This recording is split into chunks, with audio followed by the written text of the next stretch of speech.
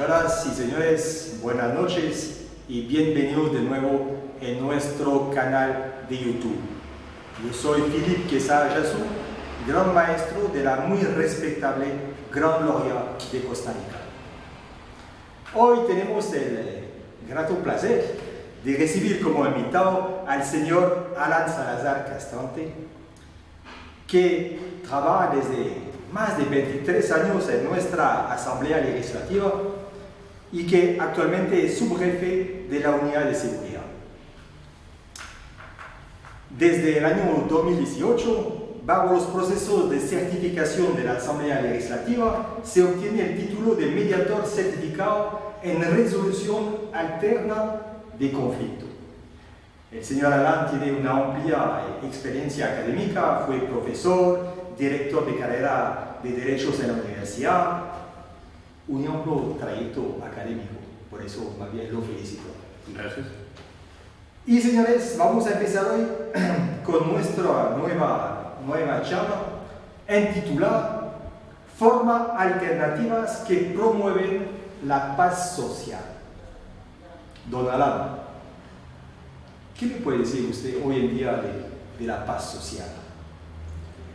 Buenas noches, el agradecimiento siempre por la invitación, por la oportunidad que se nos ofrece hoy para venir a hablar de un tema para mí importante y relevante en una época tan convulsa, tan falta de paz, podríamos decir, donde lo vemos reflejado muy constantemente en las calles, en las noticias, en los conflictos que se generan a lo interno de las familias, en los conflictos que se generan vecinales, en los conflictos que no paran y que se incrementan día con día a nivel escolar, colegial y demás. La paz social es un tema que se promueve mediante la Ley de Resolución Alterna de Conflictos aquí en Costa Rica, que entra en vigencia desde el año de 1998. Es una delegación, un poder que se le otorga a la Dirección Nacional, a la Dirección Nacional de Resolución Alterna de Conflictos, conocida como DINARAC, que es una dependencia del Ministerio de Justicia y que está directamente bajo la supervisión del Viceministerio de Justicia y Paz, donde tiene por objeto primordial promover la paz social. Ese es el objeto. Pero una pregunta así para empezar. Si es para promover la paz social, ¿podemos decir que no existe hoy en día la paz social? Si hay que promoverla. Desde mi punto de vista, se ha perdido la paz social. Tal vez hemos entrado en temas sociales muy conflictivos, hemos perdido tal vez valores importantes de nuestra sociedad, entre ellos tal vez el respeto, el diálogo, la capacidad de diálogo, la lealtad, la buena comunicación, que lastimosamente han erradicado esa vida armoniosa dentro de nuestra sociedad. ¿Y qué, según usted, promueve justamente esta ausencia de factores que podrían promover esta paz social o que promueve esta forma de violencia que existe hoy en día en nuestra sociedad? Considero importante la falta de formación. Considero que la ley llegó, se implementó, pero no se tomó con la seriedad que tal vez debió tomarse. Estamos especulando un poco, ¿verdad? Porque no se ha dado una promoción verdadera en nuestros niños. Y tal vez desde el año 98, desde el año que empieza a regir la ley, debió de ejercitarse estos mecanismos de comunicación, de solución pacífica a las diferencias que puedan existir entre las personas, y lastimosamente no lo fue. Entonces, pues hoy, esa falta de cultura, podríamos decir, sumado a los temas, a los altos niveles de estrés que manejamos, producto tal vez de las situaciones económicas, sociales que imperan hoy, de las situaciones de desempleo, de las situaciones sumadas hoy día, desde hace más de un año la pandemia, pues por supuesto que los niveles de estrés que manejamos todos en general son más elevados y nos provoca o nos impide ver con mayor claridad soluciones pacíficas a muchas situaciones que simplemente con tal vez solamente promover el diálogo tendrían una solución simple. ¿Qué término que me gusta mucho cuando usted habla de diálogo? Pero, ¿tiene una idea usted de por qué hoy en día hay justamente esta falta de diálogo? Pero que sea a nivel de la sociedad, pero también a nivel de la familia, a todos los niveles de la sociedad, podemos darnos cuenta hoy en día que hay una falta de diálogo. ¿Por qué? ¿Qué piensa usted de este tema? Pienso que esa falta de diálogo es producto tal vez de los aspectos de la vida rápida que llevamos, que no nos permite sentarnos a hacer meditación sobre qué es lo más conveniente. Si lo vemos tal vez a nivel de familia, que es un punto fundamental dentro de nuestra sociedad y que de acuerdo a nuestra constitución política es la base fundamental de la sociedad, muy posiblemente el hecho de que ambos padres, padre y madre, tengan su empleo ante las necesidades económicas, que es lo típico hoy en día, pues se pierda esa interacción de la familia. Entonces nos volvemos muy individualistas. Eso nos lleva a tratar o a aprender a comunicarnos entre nosotros. Entonces cualquier conflicto, cualquier diferencia que se genere entre la pareja, ya es más difícil de solucionar. Porque no tenemos esa práctica constante de comunicación. Podría ser. Totalmente. Pero justamente cuando cada uno de nosotros queremos tener esta razón, ¿cómo lograr entender que tal vez no la tenemos? Es un tema, considero, de egocentrismo, de respeto a la opinión de las demás personas, que entra aquí un aspecto propio de la resolución alterna de conflictos. No deberíamos de pensar en si tenemos razón, porque cuando nosotros pensamos con la razón, posiblemente estamos enfocados en una posición y nos olvidamos de los intereses. Si realmente entre dos personas pensamos en los intereses que podemos encontrar y percibir ambos en la solución de un conflicto, vamos a tener mayor satisfacción y beneficio que tratar de imponer una posición o pensar de manera individual. Y justamente entonces, a nivel de la familia, ¿cómo lograr eso? ¿Usted cree que la educación tiene un papel fundamental en eso? Por supuesto que sí. Yo me inclinaría a creer que la educación en nuestra época contemporánea era una educación donde el maestro, el educador, tenía un papel preponderante, era protagonista en la formación de nosotros.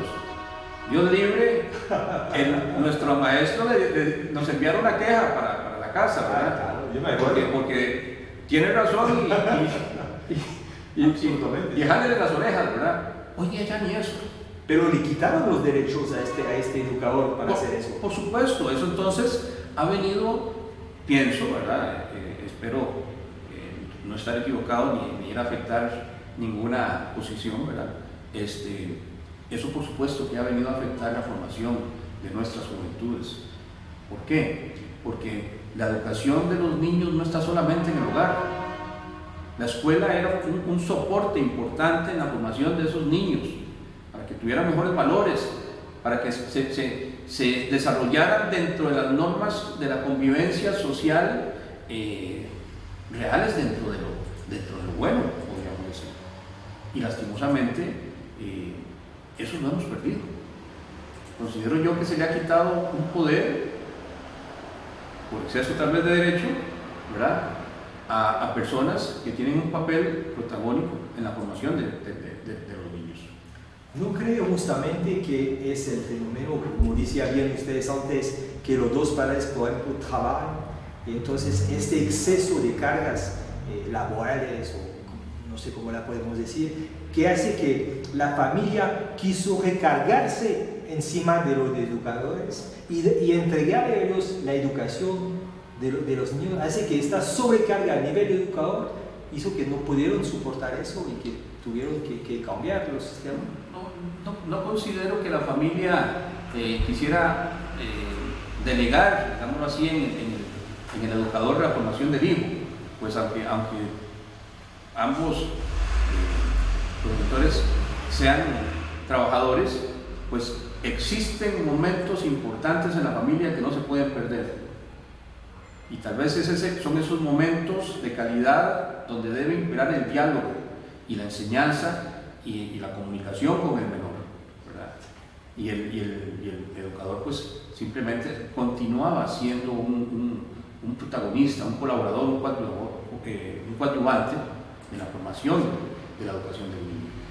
Lastimosamente, pienso, tal vez para ampliar el tema del exceso de derecho, de que las leyes, o algunos casos, podrían interpretar, que las leyes no han medido los alcances o la trascendencia que puede tener, en algunas ocasiones, limitar al educador en su proceso de formación como educador, en el proceso de formación del estudiante.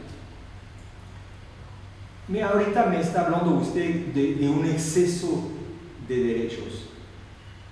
¿No cree usted que es una necesidad de la sociedad y del individuo hoy de reclamar cada día más derechos, sin pensar un solo instante en sus deberes? Correcto.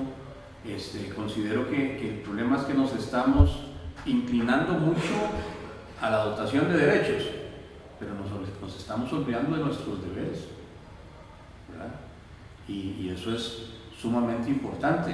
Queremos que nos den todo, pero ¿y nosotros qué le damos a la sociedad? ¿Qué le estamos aportando nosotros a la sociedad? La paz social. Estamos aportando cuando nos enfrentamos a un vecino de manera violenta.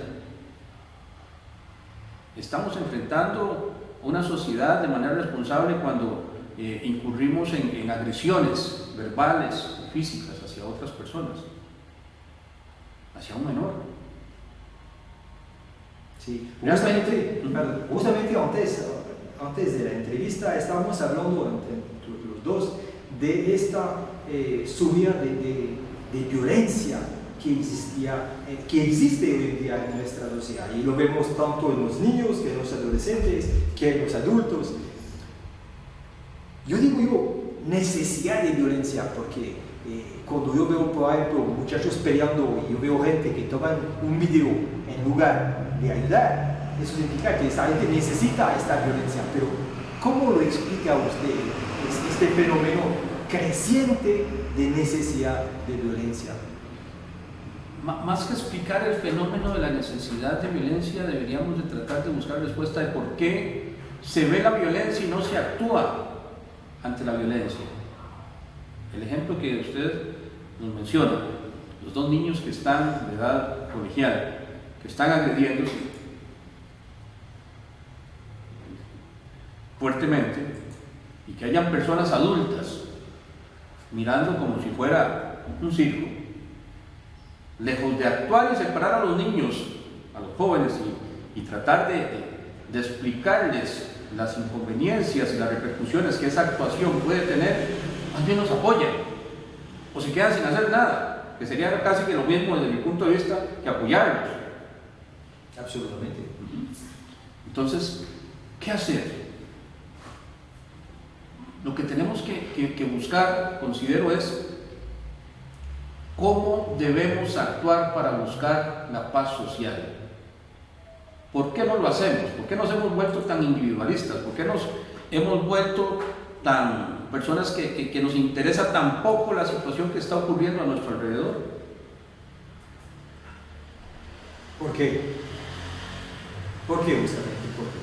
Porque este individualismo creciente ¿Por qué este exceso del yo quiero, yo? ¿Usted no cree que también que las redes sociales son un factor como catalizador de este tipo de violencia y que hace que me trae hasta una cierta forma de individualismo? Creo que hay dos factores importantes. Yo no soy analista político, pero es importante. Considero que de alguna forma, a lo largo de los últimos años, hemos entrado en un rol de vida sumamente rápido, donde no nos da tiempo de pensar en muchas ocasiones y hemos perdido esos valores y eso nos ha convertido en personas individualistas. Estamos únicamente pensando en cómo salir adelante con lo nuestro,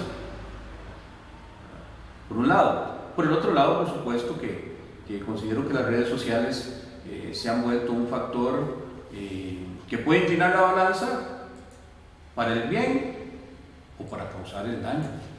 Y en este momento el uso que se le ha dado, sin temor a estar equivocado, y sería interesante hacer ¿cómo se llama? Una estadística, ¿verdad?, de lo que más se publica dentro de las redes sociales, creo que nos inclina más hacia la parte de la violencia. Cuando yo veo gente, por ejemplo, que por una foto o por un comentario, la respuesta de ellos son insultos, barbaridades, eso es una forma de violencia verbal. Bueno, verbal, digamos que escrita, pero de un lenguaje verbal. Por supuesto que sí, es violencia. ¿Y qué resuelve eso? Nada resuelve eso. Absolutamente nada. Lejos de resolver, más bien provoca. Sí, más bien fomenta porque la depende respuesta. de mi estado de ánimo o mi formación educativa, yo podría reaccionar de la misma forma. Entonces, lejos de apaciguar ese conflicto, más bien lo promuevo también si doy la respuesta, ¿verdad? Entonces, pues sí, genera violencia ese tipo de actuación cuando alguien manifiesta palabras tal vez ofensivas que afectan la dignidad de otra persona. Por supuesto que es violencia, no solamente palabras ofensivas, hablemos de frases que vengan a menoscabar la dignidad de otra persona, también es violencia. Y más bien eso lo vemos a todos los niveles. Por ejemplo, cuando yo veo insultos al presidente de la República, que seamos de acuerdo o que no estemos de acuerdo, podemos tener un punto de vista, pero ¿de qué nos sirve de insultar a una persona que fue elegida de manera popular? ¿Entiendes? Es una falta de respeto y yo veo este fenómeno creciente de que la gente no respeta nada. Hay que insultar. ¿Para qué? Es una forma de existir, es una forma de reconocimiento entre ellos. ¿Cómo se puede justificar este fenómeno? ¿Qué es lo que gano con eso? Nada. No se gana nada y no hay justificación para que motive una ofensa, y mucho menos a una persona que nos guste o no, es nuestro presidente, y que fue electo por el pueblo para gobernarnos. Yo sabía que era su presidente, yo sabía. El presidente de nuestra Costa Rica. Bueno, perfecto. Sí. Entonces, pues hubo una manifestación mayoritaria de la ciudadanía costarricense que lo eligió. Entonces, si no votamos, y hoy hablamos más de él, pues algunos también tenemos una responsabilidad. ¿Sí? No elegimos él, llevamos a cabo el ejercicio del sufragio, ¿verdad? Entonces es solidaria la responsabilidad si fuera el caso, pero nada en este momento nos puede dar a nosotros la posibilidad o el derecho de atacar verbalmente a otra persona. Sí, porque finalmente, y además, que no resuelve el problema o no aporta algo, digamos, a la discusión. No aporta a la discusión y no aporta al crecimiento social. Porque si yo hablo mal, por decir algo de un funcionario público, lo único que puedo promover es que otros me sigan. Y si otros me siguen, simplemente empiezo como la bolita de nieve a crecer y a generar mayor problema dentro del grupo social, dentro del entorno social. Las personas que lo escuchan, que tal vez no participan, también empiezan psicológicamente, creo yo, ¿verdad? Yo no soy psicólogo tampoco, pero psicológicamente también a formarse criterios. Y en algún momento tal vez de estrés podría también manifestar palabras que no debería, ¿verdad? Que no corresponden. Y todo eso, considero yo, es precisamente provocado en muchos casos por un aspecto que es importante: la falta de diálogo, la falta de conocimiento, el deseo de resolver las cosas de una manera consensuada, en armonía. Eso lo puedo poner en paralelo con lo que hablamos anteriormente en relación con el ser humano, que usted me decía que encontrar el ser humano bueno. ¿Es bueno el ser humano?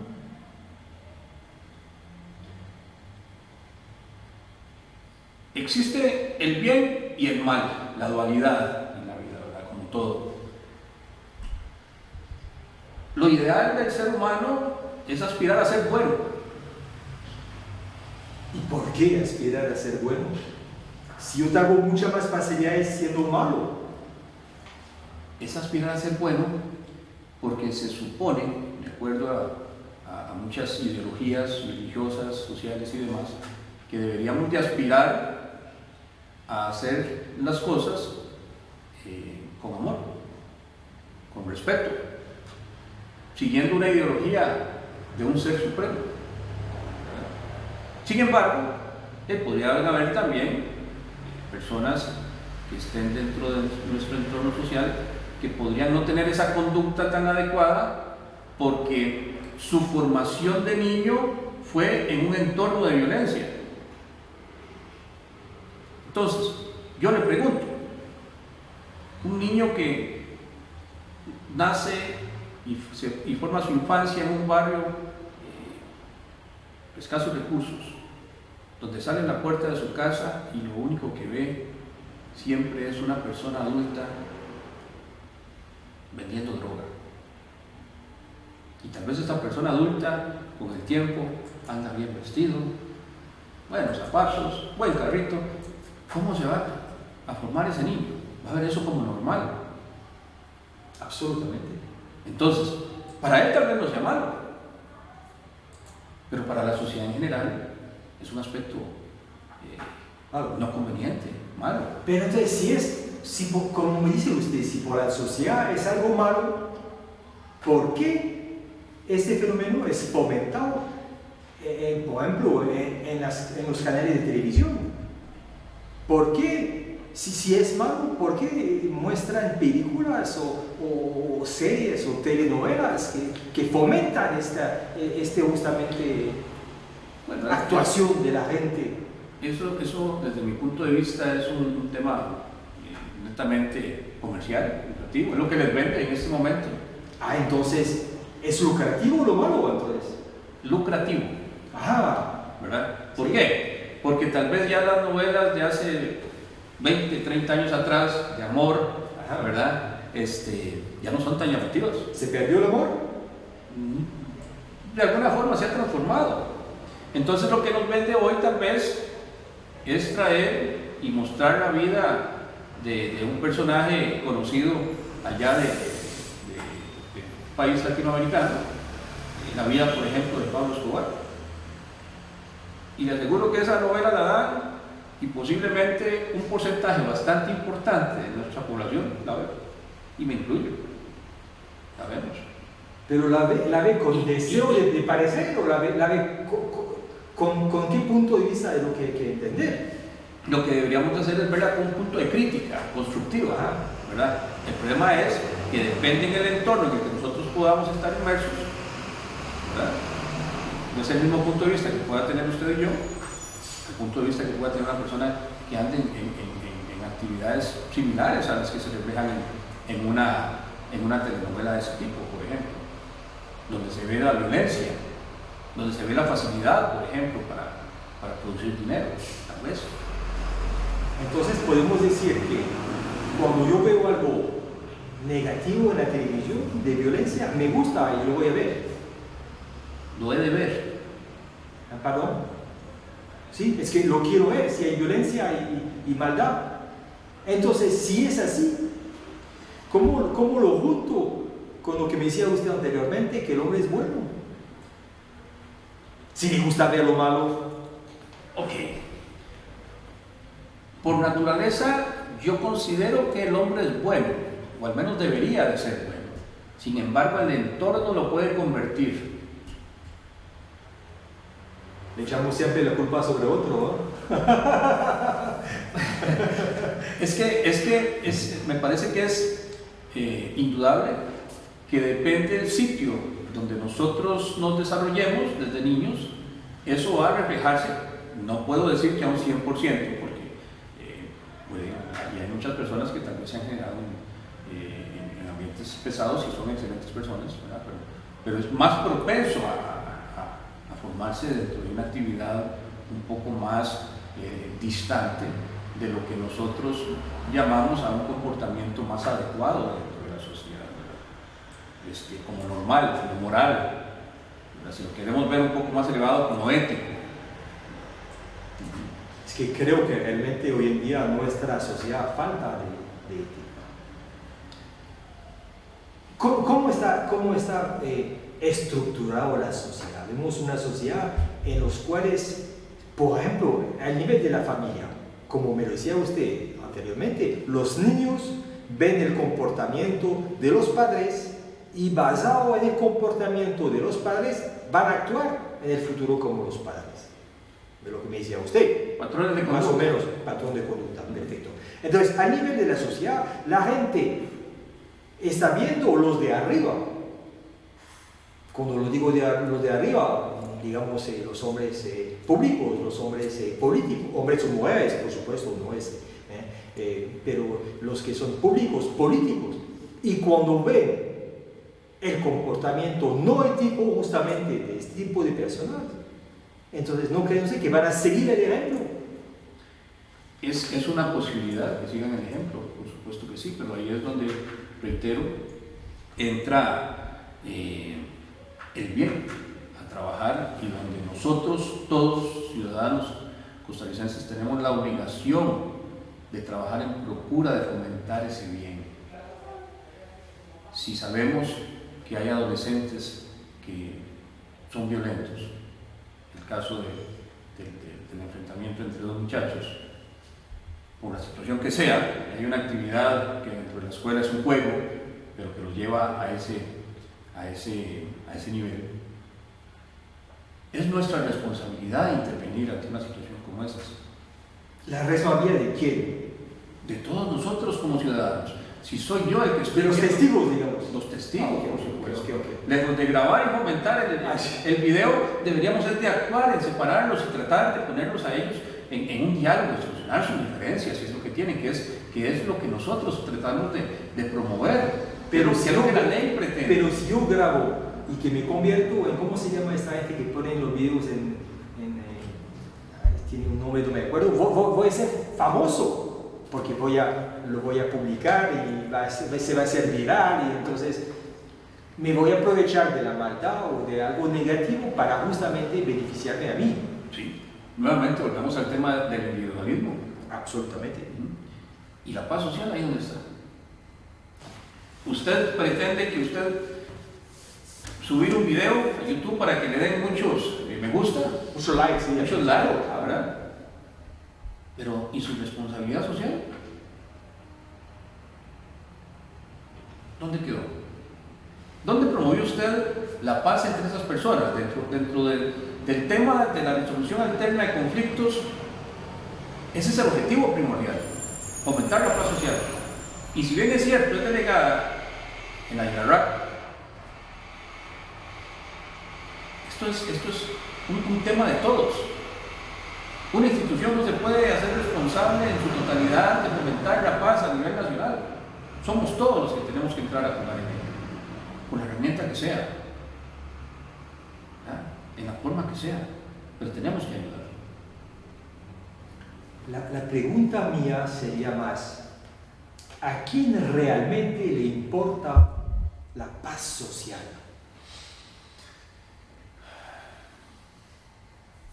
Bueno, considero que el principal protagonista en este tema debería ser el gobierno, ¿verdad? si queremos tener un gobierno de derecho, el gobierno debería fomentar esa paz social de manera constante, y aprovechar las redes sociales, aprovechar la televisión y demás para estar constantemente bombardeando ese aspecto psicológico que podemos tener todos, en fomentar el diálogo, por ejemplo, en hacerle saber a la población costarricense que las diferencias no se solucionan con palabras grotescas, no se solucionan con violencia, no se solucionan con agresión, ni tampoco se solucionan solamente en los tribunales de justicia, también se solucionan dialogando entre usted y yo. Pero con todo respeto, porque me habla usted del Estado, ¿no cree más bien que a veces se obtiene algo del gobierno cuando hay una violencia de la población? Entonces, es decir, que entonces sería en contra de la paz social. Por ejemplo, cuando hay manifestaciones violentas, muchas veces, mira lo que está pasando ahorita en Chile o en Colombia, hay manifestaciones muy violentas con muertes y represión fuerte de las Fuerzas Armadas, pro o en contra, no sé, no estamos hablando de eso, pero digamos que es algo que hacen para justamente que el gobierno actúe en base de esta violencia, digamos, del pueblo para retractarse. Si no había tenido esta violencia en la calle, el gobierno no había hecho marcha atrás. Lastimosamente, en muchas ocasiones, solamente, o pareciera, no puedo decir que solamente, pareciera que ese tipo de actitud es la que promueve que el gobierno eche atrás en algunos aspectos que tal vez la ciudadanía considera que son contrarios a sus intereses, ¿verdad? Nuevamente, cuando a lo que me refería yo anteriormente es como protagonista principal de promover la paz social debería de ser el gobierno y en segundo lugar todos nosotros, ¿verdad? Ahora, en relación al tema que usted menciona, pues aquí es donde entra también un tema que es fundamental, que es el diálogo. ¿Por qué se dan esas violencias? ¿Por qué se dan esos ataques? Por falta de diálogo. O tal vez inclusive podría existir el diálogo, pero hay incumplimiento de los compromisos, ¿verdad? Entonces, nuevamente, es de sentarse a conversar, ver los intereses de las partes involucradas y trabajar en pro de los intereses, no de la posición que uno u otro quiera tener. Estoy de acuerdo con usted y entiendo perfectamente su punto de vista, pero si lo queremos regresar a nuestra política costarricense, hace poco el gobierno hizo una mesa de lo que llamo una mesa de diálogo. ¿Y cuáles fueron los frutos de eso? ¿A qué nos llevó esta mesa de diálogo? No sé si realmente hubo algo positivo que salió justamente de tanto diálogo. Generalmente la gente se queda en sus posiciones. Hay una mesa efectivamente que podría llamarse diálogo, que es más de conversaciones, y al final, cada uno se queda en sus posiciones y no se adelanta. ¿No cree que muchas veces pasa eso? Por supuesto que sí, sí ocurre. Gracias a Dios, para bien o para mal, se implementó esa mesa de diálogo y se detuvo esa escalada de violencia que se estaba generando en distintos sectores de Costa Rica, ¿verdad? A lo cual nunca hemos estado acostumbrados, por lo menos yo nunca he visto tanta acción violenta. Bueno, sucedió. Por dicha, se detuvo con esa mesa de diálogo y hubo un acuerdo entre ellos. A hoy ignoro cuál ha sido los resultados del acuerdo, ¿verdad? Y no sé qué trascendencia futura va a tener, ¿verdad? Pero sí considero que quedó ahí materializado, que a pesar de que habían acciones violentas, lo que solucionó esa violencia fue la comunicación. Entonces, existía violencia, sí, pero quedó claramente materializado que si las partes de manera voluntaria se sentaron, dialogaron y llegaron a un acuerdo, suspendió esas acciones violentas. Entonces, queda demostrado que el diálogo funciona, que la buena comunicación funciona. Entonces sí podemos hablar de paz social, entonces sí podemos hablar de bien, de personas buenas. No me convenció todavía, pero vamos a ¿Ok? seguir. Sí, pero ¿y ese diálogo no cree usted que justamente, o digamos que esta violencia que hemos visto en la calle era el resultado de que el pueblo no se sentía escuchado? Entonces que tal vez se vino a esta mesa de diálogo y que tal vez pensó que lo iban a escuchar, entonces se calmó, pero ¿no cree que siempre hay una falta de entendimiento entre el pueblo y nuestros dirigentes? Como que si fuera que cada uno vive en un mundo aparte, en una burbuja. Bueno, término común ahorita con el COVID, entonces que cada uno en su burbuja, pero está el pueblo en su burbuja y está, digamos, el sector político en otra.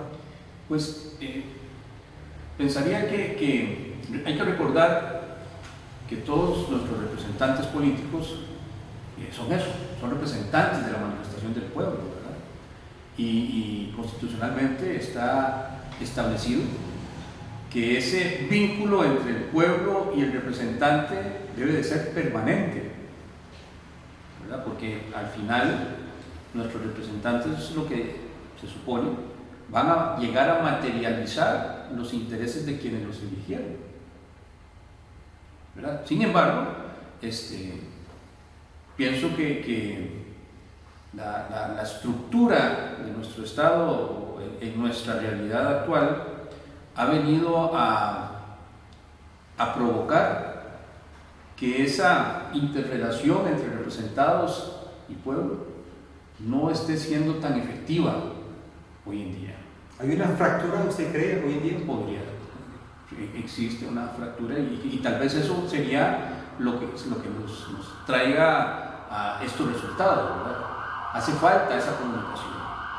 Sin embargo, cuando se da la comunicación, así sea por la fuerza, se logra restablecer el diálogo, se establece la comunicación, ¿verdad? Entonces, considero que es importante siempre, desde mi punto de vista, promover el diálogo por parte de los diferentes sectores sociales y que nuestros representantes siempre escuchen a las personas por las cuales ellos están ahí sentados. Qué linda frase esta, cómo me gusta esta frase. ¿Cómo hacer justamente para que nos escuche? Qué cosa más de... Vamos a hablar de un tema ahorita que es más del COVID, porque nos toca a todos ahorita, estamos con esta preocupación, esos casos que son crecientes cada día más. ¿Y usted cree que el diálogo existió en ese tiempo de pandemia con el pueblo, o no? ¿O que el discurso fue falseado? ¿Cómo percibió usted esta comunicación? En este tema sería muy fácil opinar hoy y poder decir no se actuó como se debió de actuar. Es que siempre es fácil, siempre. Creo que por ahí va tu pregunta, ¿verdad? Sería muy fácil opinar hoy. Pero ¿quién aquí en nuestra Costa Rica había vivido una etapa de crisis como la que hemos vivido de abril del 2020 a la fecha? ¿Quién sabía qué era lo mejor? Yo considero que, por supuesto, y sin lugar a dudas, las actuaciones que se han dado siempre han sido en pro o en busca de la mejor solución. No puedo decir lo contrario, ¿verdad? Pensando siempre en el bien. Por supuesto. Casado con el bien, ¿verdad? Yo sé. Y pues entonces, no podría yo, o tal vez hoy sería muy fácil decir si estuvo bien o estuvo mal, si ha habido engaño o no, pero no es, considero yo, el punto. Lo interesante es si actuó bien. Bueno, si actuó conforme a lo que se creía que debió de ser en su momento.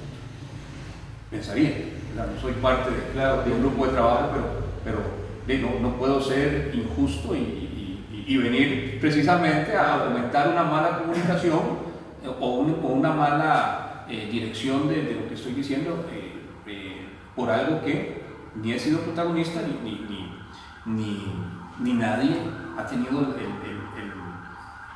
la experiencia de poder actuar en una situación como la que hemos tenido en los últimos meses. Entonces, desde mi punto de vista, ¿ha imperado el diálogo? Sí, lo hemos visto, a veces excesivo, ¿verdad? Cuando todos los días hemos tenido los reportes que de alguna forma considero han tratado de hacer conciencia en todos nosotros como ciudadanos para que tomemos las medidas preventivas como corresponde, ¿verdad? Y eso es importante. Pero ¿no cree usted, por ejemplo, si yo vengo todos los días diciéndole números cada día, ¿no cree usted que es como diluir el problema y al final no le damos la importancia que realmente puede tener? Si todos los días yo digo algo mal, poquito, al final del tiempo, se fue lo malo y uno se perdió justamente esta conciencia de que me está hablando usted ahorita. O sea, ya no le ponemos atención, ¿correcto? Exactamente. Pues, si todos los días si digo se muere 10, al final se murieron 10 y ya se acabó. Existen distintos perfiles de personas y eso lo sabe usted más que yo, ¿verdad? Y tal vez para algunos eso se vuelva rutinario y ni atención le pone.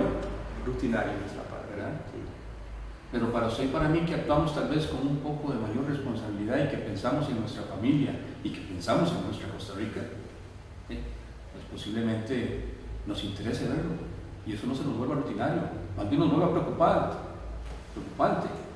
Y eso nos ayude a fomentar en que otras personas hagan conciencia, que es otro aspecto importante dentro de la resolución alterna a conflictos, el hacer conciencia de mis acciones. ¿Ya? Hacer conciencia de la necesidad de participar en ayudar al gobierno a que esto pare. Los protagonistas en este tema, ¿quiénes son? No es el gobierno, somos nosotros.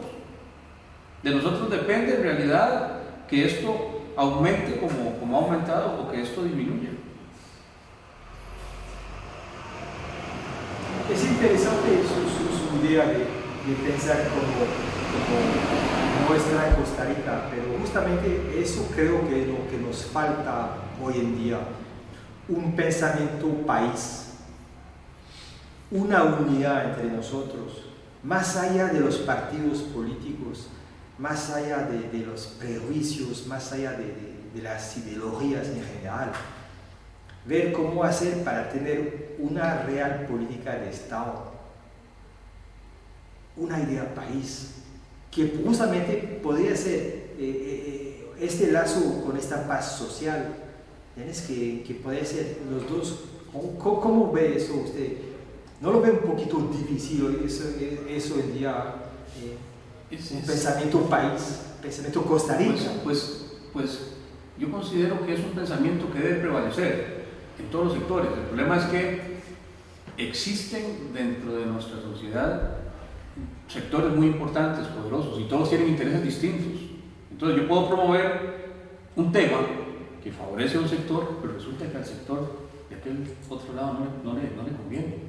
Entonces es difícil encontrar ese equilibrio entre las partes para poder avanzar, ¿verdad? Que ahí es donde entra nuevamente el tema del diálogo, de la comunicación, de buscar verdaderamente los intereses en pro de la colectividad, no de la individualidad.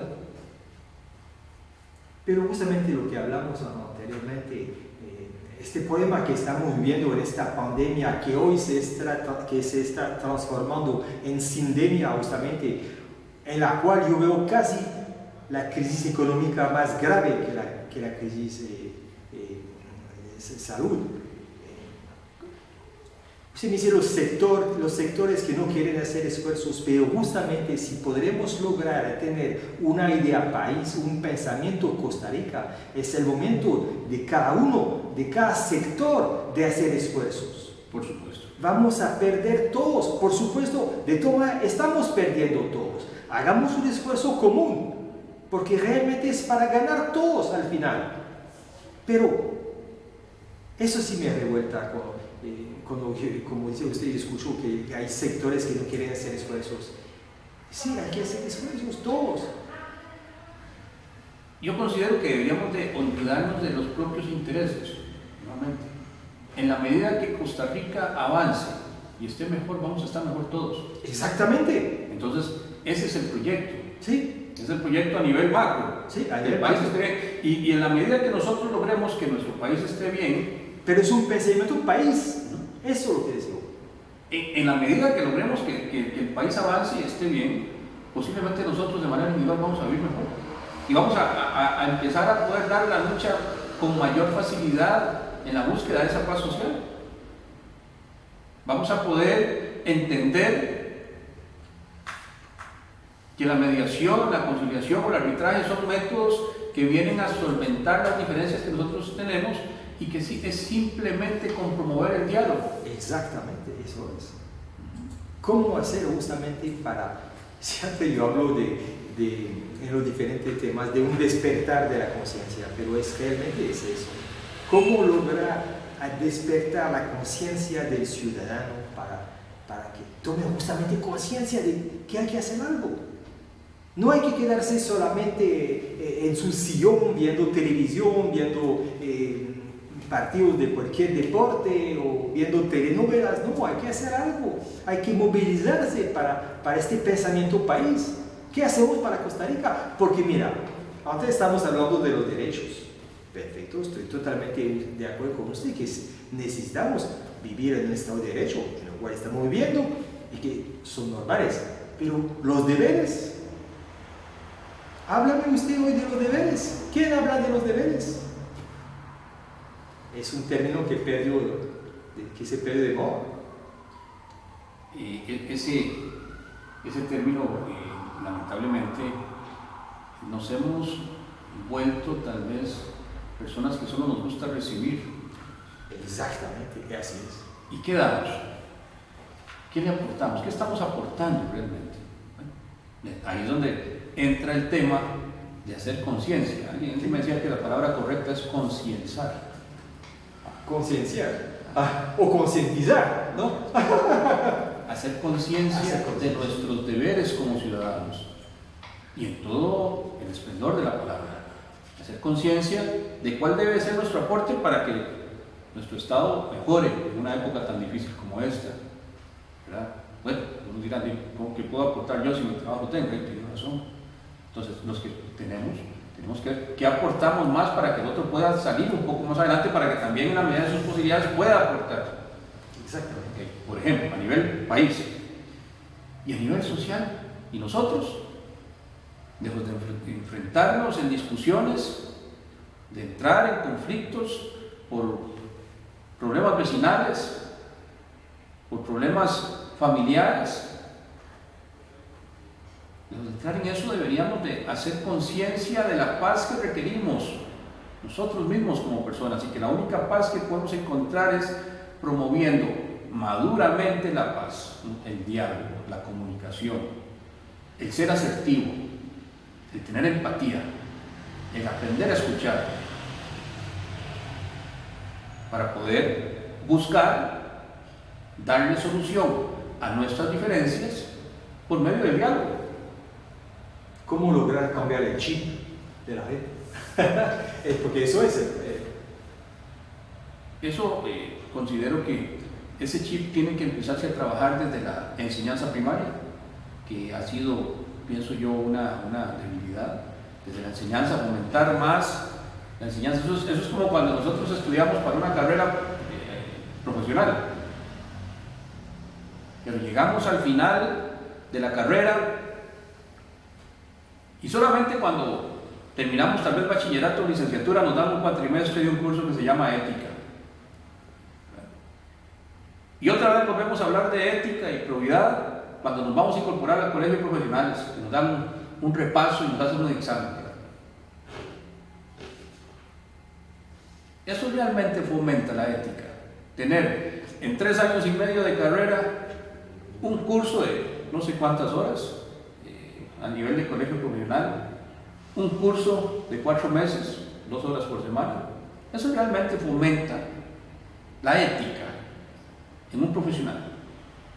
No, eso es solamente para quitarme la culpa, entonces se lo doy. Entonces, a manera de ejemplo, a manera comparativa, a nivel universitario nosotros deberíamos de tener en cada cuatrimestre al menos una clase que hable de ética, para que realmente la persona haga conciencia de lo que significa ser un profesional, tener un título universitario.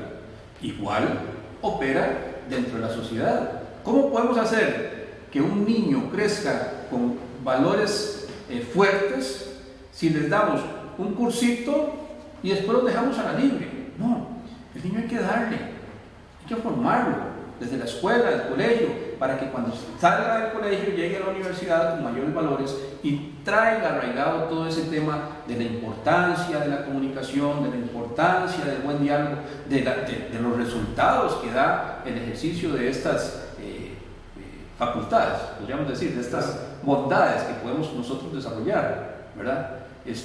Por supuesto que eso va a hacer mejores personas. A nivel comparativo, lo veo así entre universidad y vida, ¿verdad? No sé si se forman, se pueden formar. Es una cuestión de formación, ¿verdad? Y estamos en un momento oportuno.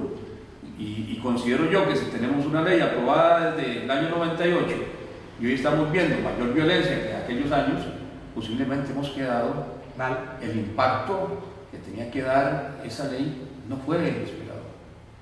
La trascendencia de esa ley en la sociedad no ha dado el resultado, ¿verdad? ¿Eso es un fracaso de la ley? Yo considero que hay un fracaso. Yo considero que sí. Habría que entrar a hacer también un análisis de cuántas personas resuelven estos conflictos por medio de estas herramientas. Pero yo pienso, viendo lo que sucede, que hace falta no solamente el fomentar que vayamos a una casa de justicia, el fomentar que conciliemos en un proceso judicial, no, hace falta promoverlo. ¿Por qué? Promocionar, claro. ¿Por qué? Porque yo les aseguro que si nosotros salimos a la calle y escogemos 10 personas que van caminando ahí, nadie va a saber lo que es. Estoy casi seguro. Y son muy pocas las personas que lo conocen. Entonces ha faltado esa promoción de la paz social realmente, ¿verdad? Como dice la ley, la promoción de la paz social por medio del diálogo. Muy bien. ¿Cómo resuelvo yo un conflicto con usted? No sabía que teníamos un conflicto. Si no sabemos que existe, por ejemplo, una casa de justicia, donde usted y yo tenemos la posibilidad, de manera voluntaria, que no puede ser forzosa, de ir y sentarnos ante una tercera persona imparcial que va a ser un facilitador del diálogo, que va a estar ahí para inducirnos a que nos comuniquemos de una forma asertiva, sin agresión, y que promueva en nosotros de alguna manera, sin imponerlo él o ella, que encontremos una solución por nosotros mismos a esa diferencia. ¿Cómo podemos llegar a eso si lo desconocemos? En los procesos judiciales existe la conciliación, estamos de acuerdo, pero funciona, se promueve la conciliación.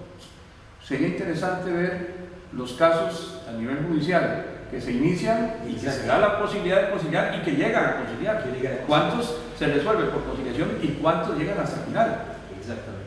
¿Verdad? Ahora, habría que ver, es un tema, estoy especulando un poco, ¿qué es más factible para un operador del derecho? Promover esa conciliación que lleva un acuerdo que puede involucrar 2 horas de diálogo para la redacción del documento y demás, o llegar hasta el final de un proceso donde simplemente llegan y hacen una resolución. Sí. Entonces hay muchos aspectos que juegan, pero lo que no podemos dejar de lado es que esa promoción de la paz social, si bien es cierto, la ley nos da la herramienta de la DINARAC, de las casas de justicia, de la negociación, del arbitraje, de la conciliación, no podemos encontrarla, primero, si no se promociona, y segundo, si nosotros no empezamos a hacer conciencia de que en nosotros puede estar la solución al problema que tenemos aquí, Al conflicto. al conflicto. Excelente palabra para cerrar nuestra charla. Muchísimas gracias, doctor Marat. Vamos a ver al nivel de los auditores si tenemos algunas preguntas. Si es correcto, el señor Marvin Loria pregunta, ¿cómo podemos cambiar una sociedad educada por la competencia en otra educada para la cooperación? ¿Dónde y cómo se inicia la transformación? Muchas gracias a don Marvin Loria. Desde mi punto de vista, esa transformación inicia desde la época de la niñez, desde ese momento en que somos infantes. Claro. ¿Verdad? Es la forma más adecuada. No es sencillo promover un cambio en una persona adulta, se requiere de madurez y eso es más difícil. Yo considero que esa promoción de cambio debe iniciar ahí y debe ser permanente, escuela, colegio, y de la mano inclusive con las universidades públicas y privadas, donde se sigan fomentando dentro de ellas los pasos a seguir, el dar conocimiento, el darle publicidad a la solución alterna de conflictos, el hacerle saber en qué consiste una mediación, en qué consiste una conciliación, en qué consiste un arbitraje. Es un proceso de educación, es un proceso de formación, que la forma más adecuada de lograrlo, ¿verdad?, que sería a un plazo mediano largo, sería con los niños en las escuelas. Otra pregunta que tenemos de otro. Sí, es correcto. Sigue otra pregunta de nuevo del señor Marvin Loria. Dice, ¿tiene el costarricense el hábito de escuchar para contradecir al grado de que los acuerdos sean más difíciles? Escuchar para contradecir. Yo considero que no se tiene tanto el grado de escuchar. Más bien es al contrario, no tenemos el grado de escuchar, porque si tuviéramos el grado de escuchar tal vez podríamos darle mejor solución a los problemas. Muchas veces actuamos sin ni siquiera escuchar, ¿verdad? O podemos escuchar sin entender también. Sin interiorizar y actuamos Exactamente. casi que por instinto. Sí, de manera automática. En forma automática, ¿verdad? No interiorizamos, no hacemos la escucha correspondiente y debida, no interiorizamos lo que se nos está diciendo y por tanto no actuamos de la forma más racional posible. Eso lo podemos relacionar con el individualismo. Por supuesto. Siendo yo individualista no me interesa, entonces escucho, pero no me entra absolutamente. Eso yo lo relacionaría con el individualismo, que va aparte dentro el egocentrismo y la parte, por supuesto, dentro de estar simplemente bajo una posición de ganar. Sí, así es. ¿Verdad? De ganar. Es lo que digo yo y se acabó. Eso es una posición. Lo que la otra persona piense no me interesa.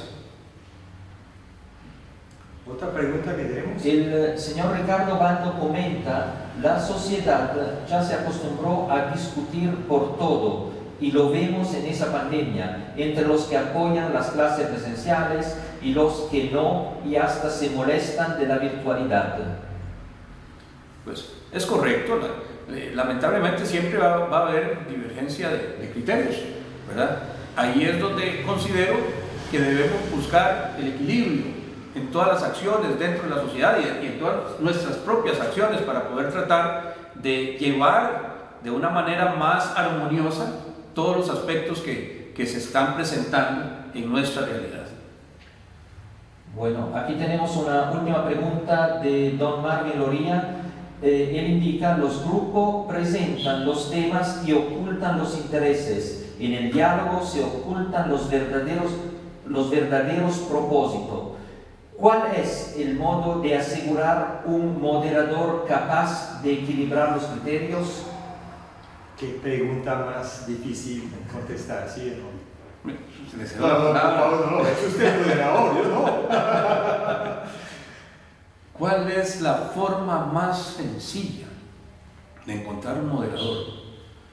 Bueno, Yo considero que es una pregunta pues muy subjetiva, ¿verdad? La única forma de poderlo buscar y promover es identificando, en primer término, el interés común. Que exista el interés común y la imparcialidad, la objetividad. ¿Ok? Tenemos unos pequeños comentarios que, por ejemplo, Juan Carlos Orue Resquín nos desea las buenas noches y nos saluda desde Paraguay. Y también Entonces, nos manda... bienvenidos a nuestros hermanos y amigos de Paraguay. Muchas saludos desde Costa Rica. Y también se reporta don Fernando Gutiérrez diciéndole simplemente buenas. Y don Jorge Polinares, buenas noches, un saludo fraternal. Ricardo Bando, ya que hizo el comentario anterior, dijo gracias y muy buenas noches. Y nos saluda desde Punta Arenas, Costa Rica. Bueno, muy bien. Don Alan, muchísimas gracias por su charla de hoy. Estuvo un placer de haberlo recibido aquí en nuestro templo principal de la Gran Logia de Costa Rica. Espero verlo pronto y me gustó su positivismo de estar convencido del bien del hombre. Debemos pensar más en eso, debemos entender. Sí. Primero, el agradecimiento por la invitación. Es para mí un honor haber compartido con ustedes esta tarde y un temita me parece sumamente importante y que debemos de promover dentro de la sociedad y pues el positivismo no lo podemos desligar nunca de nuestra vida, en todos los sentidos. Si no pensamos positivo, entonces ¿cuál sería nuestra vida? Posiblemente entonces seríamos personas tóxicas, donde no tendríamos muy buenos resultados en cada una de nuestras acciones. Seguro nuestros objetivos de vida nunca se cumplirían. Entonces, el positivismo siempre debe estar presente en todo. Y en las más difíciles situaciones es cuando más debe prevalecer. Muy bien. Excelentes palabras para clausurar esa charla. Muchísimas gracias, don Alan. Gracias. Señoras y señores, muchísimas gracias por estar con nosotros esta noche desde la muy respetable Gran Logia de Costa Rica. Un fuerte abrazo a toda la gente que nos acompañaron hoy y deseamos verlos pronto en un nuevo programa de nuestro canal YouTube. Muchísimas gracias y hasta pronto. Gracias.